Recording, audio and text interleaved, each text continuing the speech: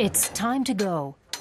To leave the cozy walls of academia and venture into the noisy reality of one of Europe's biggest and busiest ports. I don't really know the harbor at all. I've never looked at the harbor this closely. I'm the only one in the group from Hamburg. My country doesn't even have a coast. My father and my grandfather were both sailors for a time. We're united by curiosity and thirst for knowledge. Probably the best introduction to the harbor is to be had from the water, so all aboard. Seen from the Elbe River, one might think the harbor consists of nothing but ships, water, and containers. But the students suspect there's more to it than that. But what? Across the river, they can see a jumble of the old and the new. But from here, it's difficult to get anything more than a general impression of the harbor.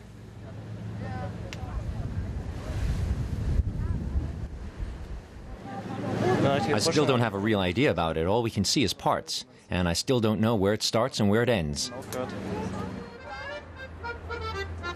So it's time to take a closer look behind the scenes.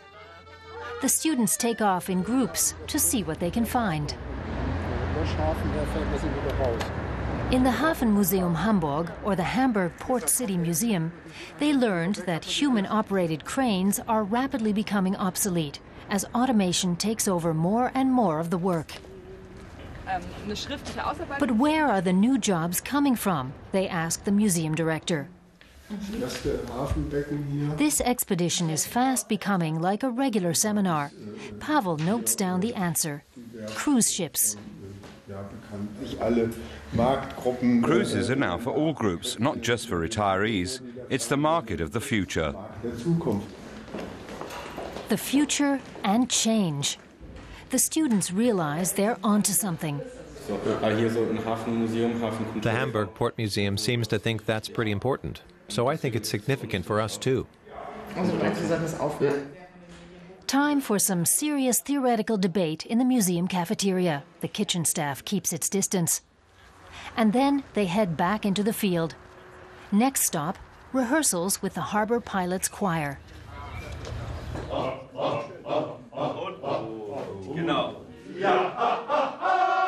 Together, the former captains and pilots have more than 1,000 years of seafaring experience. Mark, Pavel, and Martin spontaneously join in.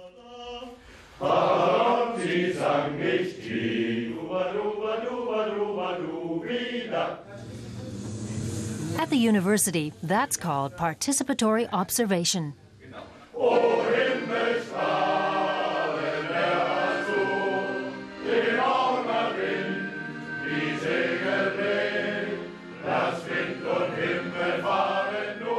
Now they're right in the middle of it. Harbor life up close, something no book can properly capture.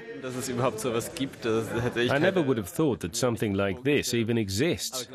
At the same time, it's kind of sad, because this is the only choir where former pilots and former captains sing together. And we've just found out that in a few years it may be gone. Next stop, a warehouse.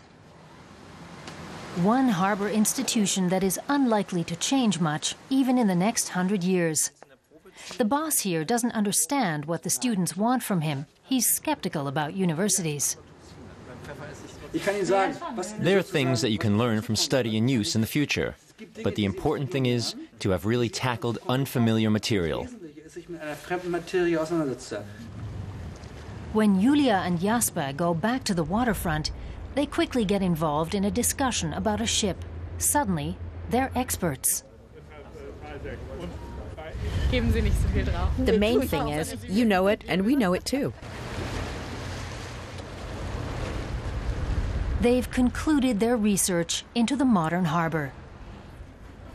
Now it's time to return to academia and summarize what the Brit, the Pole, the Czech, the economist, the German, and the philosopher have learned.